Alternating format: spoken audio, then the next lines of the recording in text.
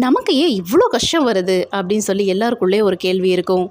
அதுக்கு ராமாயணத்துல சீதா பிராட்டி ரொம்ப அழகா பதில் சொல்லியிருப்பாங்க. ஹனுமன் சீதா பிராட்டி கிட்ட ராமன் வெற்றி வகை சொல்லிட்டாரு, ராவணன் மாண்டான் அப்படிங்கிற விஷயத்த சொல்றாரு. சீதா பிராட்டி ஹனுமார் கிட்ட உனக்கு என்ன வர வேணும் கேளு அப்படின்னு சொல்லி கேக்குறாங்க. அதுக்கு அவர் இவ்வளவு நாள் உங்களை கஷ்டப்படுத்தின அந்த அரக்கிகளை நான் கொல்லணும் அப்படின்னு சொல்லி சொல்றாரு.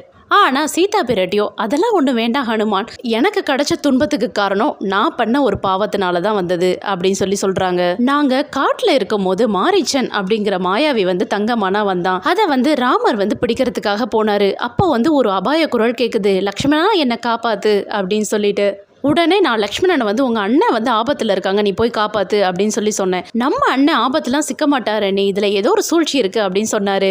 லக்ஷ்மணன் போகாம இருந்ததுனால அவரை நான் கடுமையான வார்த்தையால அவரை காயப்படுத்தினேன். அந்த நல்லவனை காயப்படுத்தினேன் இல்லையா, அதனாலதான் நான் இந்த துன்பத்தெல்லாம் அனுபவிச்சிருக்கேன் ஹனுமான்.